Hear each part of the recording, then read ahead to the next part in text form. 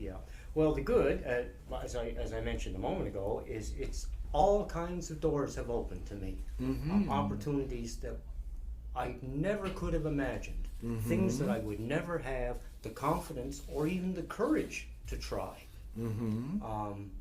As far as the negativity goes, the hardest part is society's inability to deal with my transness. It's that I don't have a hard time. I don't have a problem. They got a problem.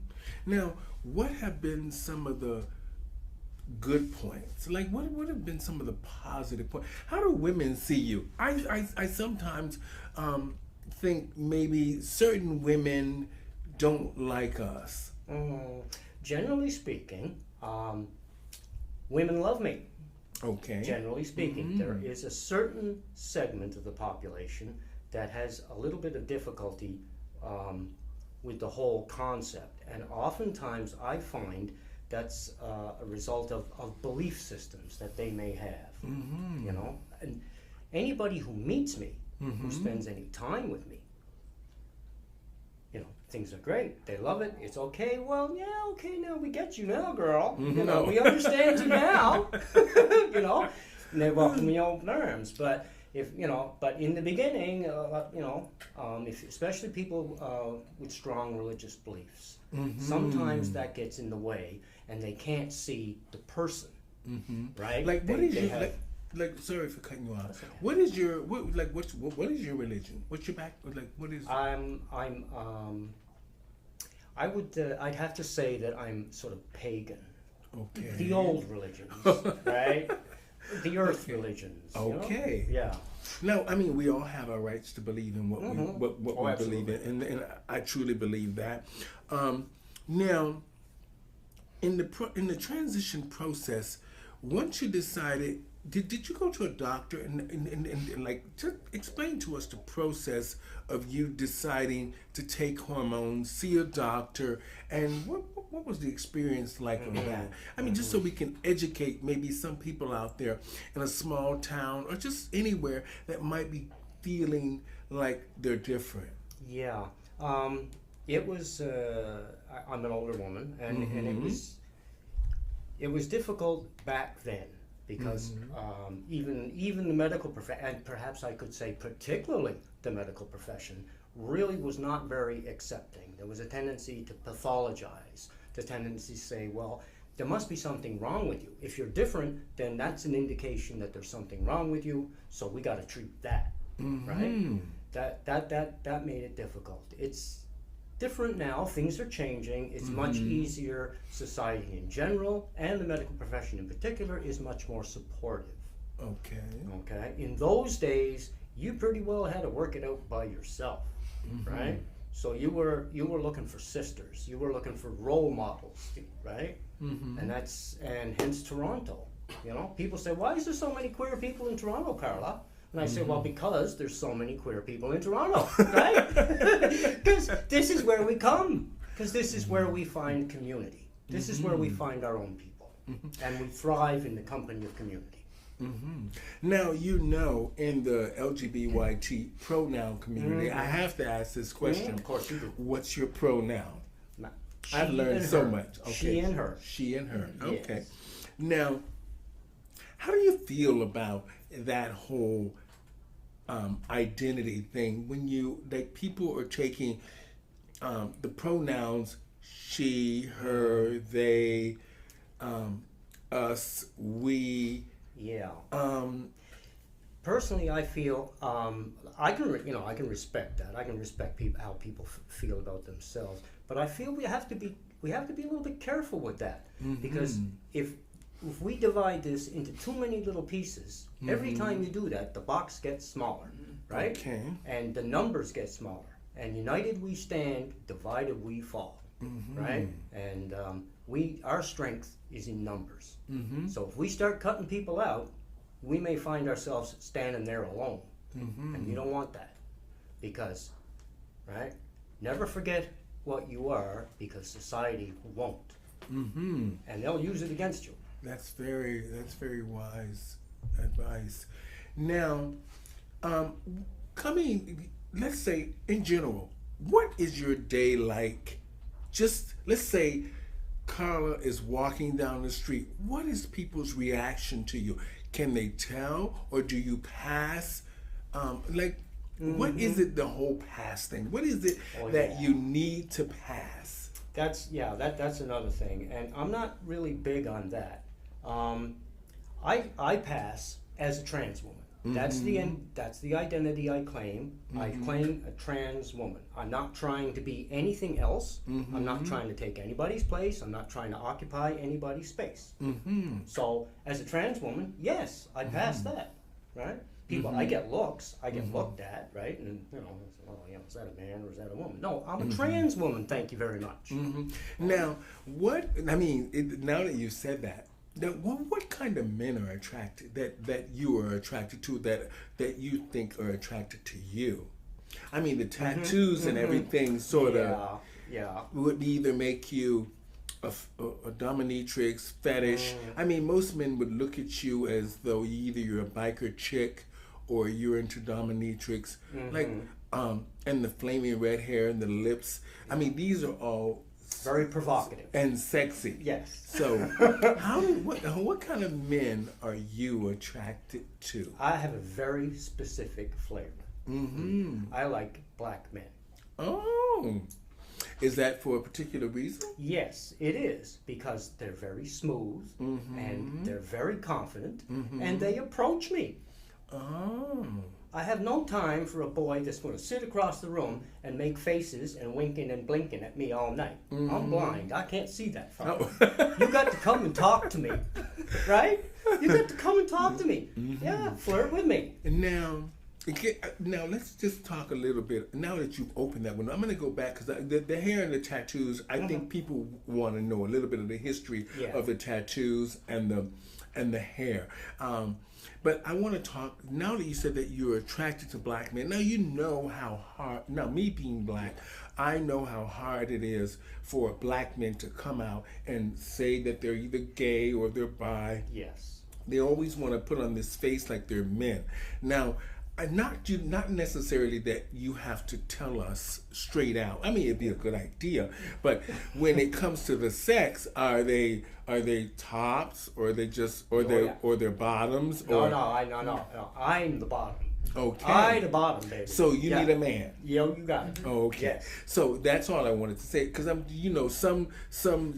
some black men, if you ask them about the what do they call that? Pegging. If you ask them about the pegging, they'll say, no. I'm strictly the top. I'm the man here, and no, I don't do any of that back door stuff. I'm gonna do it to you because I'm still the man. Yeah, right. Yeah. But at the end of the day, how do they treat you?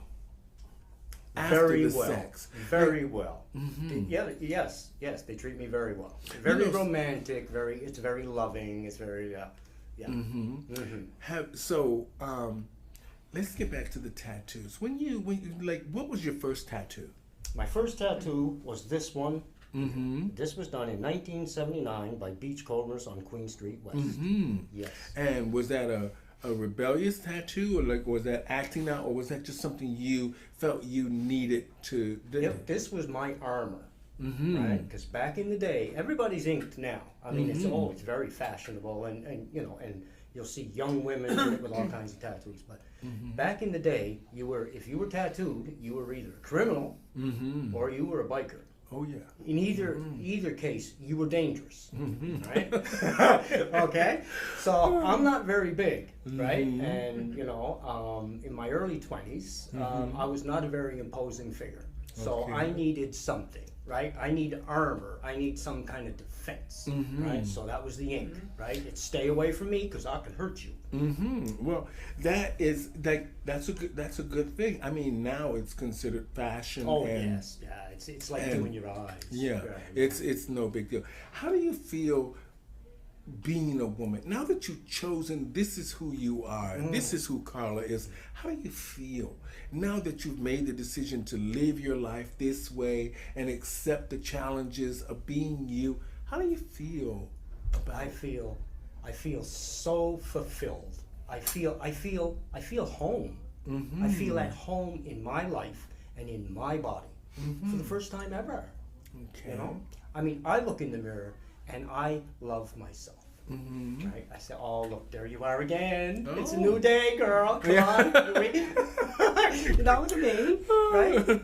But that wasn't always the way. I used to look in the mirror and I used to hate myself.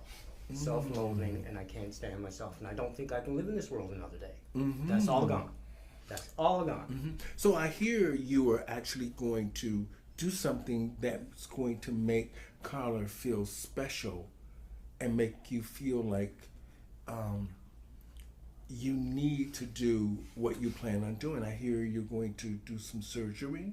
Yes, I am. This is my 10th year of transition, and I've been saving my loonies and toonies, Okay. and I've done my best, and I've accumulated a fair little sum, and this year I'm going to get full facial feminization, and I'm also going to get implants. invest in some tatas. Oh, wonderful. Well, you know, a girl's got to have the right? tatas. Yeah. You know, we got to have the money You got to makers. fill out the dress, right? Oh. That's very good. I have to use that in my show. Thank you. You don't mind if I steal that Oh, show, do you? honey, you Okay. help yourself. Now, it's great to see that you are actually happy now and things are going in a positive direction for you. I mean, because you know, a lot of the times we face so much adversity and trouble from a lot of different groups and different people, and just every day, sometimes even your own friends. Yes. Now, People are a little too quick, and then they see us sometimes and they think, well, they got to be mentally ill. They got to be desperately unhappy. They're depressed. They're drug addicted. They're alcoholic, right? They're promiscuous. This is all because they're unhappy. Well, they may, I mean, there may be those among us who are unhappy, but I'm not.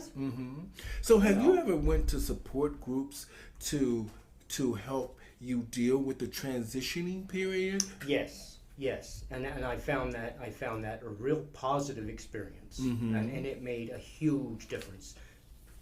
Now, what did your family think? Like, what did your family think? You say you My have father two sisters. disowned me. Okay. He didn't think too much of that at all. My mama was very supportive, but then my mama was very supportive all my life. No matter what I did, she was always there for me. You know, that's a really important thing. Yes. I tell people all the time, my mother used to tell me before she died, she used to tell me this forever, that I am a blessed child. And it was just weird how she just always knew. Well, that's your mama, girl. Of course she knows. It was like she just always knew. And it's great when we have that support system, I must say. Now I heard that you met one of the first trans women, or you read about her, or she was an inspiration to you, Miss Jackie Shane. Yes. Oh my goodness. Tell me a little bit about how you first, Well, I've always been a big fan. I grew up during the 60s and 70s. Motown was such a huge part of popular culture. I mean, it totally dominated popular culture at the time, right? And Jackie Shane, rest in peace, rest in power, was such a force of nature that at the height of Motown, they were chartering buses in Detroit to come here on the weekend to see her perform. Now that's got to be something. When Motown leaves Detroit to come to see you here, that's saying something. Yeah. She's an inspiration and an icon. That it's weird. I looked at the some of the back footage of Jackie Shane and everything. She was elegant. Yes. And very raw. Yes. I like the fact that she was raw. She lived her truth. She really did, and she just laid it out there. And if you didn't like it, that's your problem, not hers. Yeah. So she was was she from Toronto?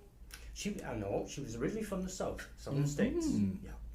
And it was great the fact that she was a trans woman, like you say, living her truth back in 1979. Can you imagine what that took? And people actually, when people pay their money to come see you, that means that you are talented. You have a voice that you can use in many areas. It was great the fact that when people get on a bus to come see you and pay Right. their money, that means that you are influential in you the got world. something to say, and they want to hear it.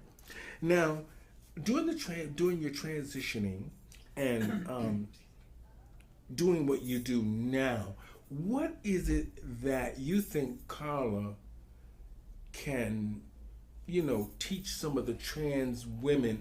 What's your advice to trans women or people who want to, who feel like they're different to pursue their dreams? Yeah. Let's say like Jackie Shane and yourself as an actress, and people that even myself who's working to have my own talk show. What do you say to people that have these dreams but are scared? I say, come out wherever you are. Right? Don't be afraid. Live your truth. Live your authentic life, because you can't live any other life. All those other lives are taken, honey. The only one you got is the one you're born with. Yeah. Now, when you first went to the doctor and you talked to him, I just want to know, what was the conversation like? What was your first words to the doctor that you were different? How did you explain to him that you wanted to go on hormones? Yeah.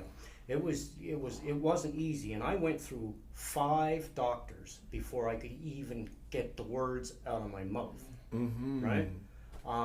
I came to my present place in kind of a roundabout way, because rather than a straight transition from who I was, I sort of moved through the gay community. I lived for a while as a gay male, right? And then slowly moved, became a little more trans, and that's how I arrived at it. So when it came time to actually speak about hormones, I mean, I was already living as a woman, and I mean, as a patient, they were familiar with that. So it was almost inevitable. I mean, like, they knew it was coming before I said so. Oh, wonderful. Now, what's your, let's just say, what is a day like for KARLA? Just like, let's just say you're out and about. What is your day like? Well, I don't book anything before noon. Oh. Right? First rule. Yeah. That doesn't mean I get up at noon. No, I'm an early riser, but I reserve the morning for my own purposes, right? You have things to do, right? I take care of my own business, my own errands, and then after that, I'll deal with the world. Right? Yeah. So, do you think what's your advice to, let's just say, people who are now taking hormones and going through and thinking about maybe reassignment surgery? How important is it for you to see your doctor? How important is it for you to see your support groups, see your doctor? What's your advice to them? Because sometimes people, they take the hormones and then all of a sudden they say they want to be a woman overnight. Yeah. And then they stop going to the doctor. They stop taking their hormones because they feel like they're feeling fishy, and they've obtained the goal because that's it. They think that I'm there. I don't need y'all anymore. Yeah. Well, that's not really the way it works. It's a very long and it's a very incremental process. And hormones literally affect every cell in your body. Literally every cell in your body. So it's important that you maintain contact with the medical profession, with your doctor. It's important that you apprise your doctor of all the changes that you feel and the changes that are happening, because you may not be aware of warning signs, like general health. Like one of the concerns for older women on estrogen is blood clots. The Ontario, I'll give you an example. The Ontario government will cover estrogen injections, but they won't cover estrogen patches because they tend to be a little bit more expensive.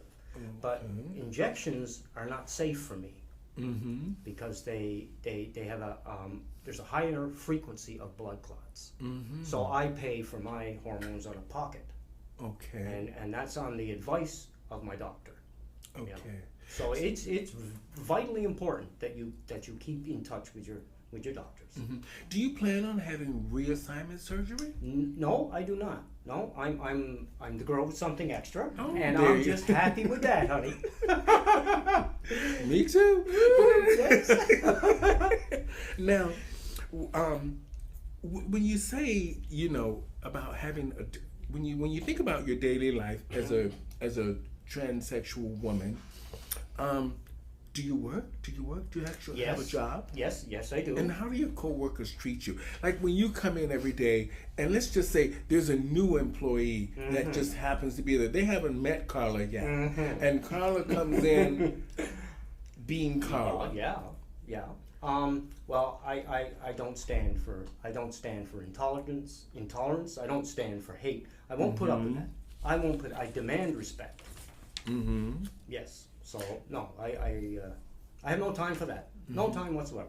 So this is something that's always bugged me about the LGBT, I'll say, pronoun community.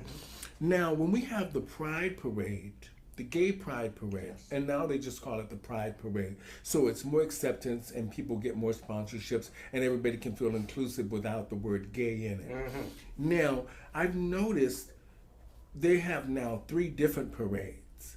Yeah. The Trans Yes. March, Yes.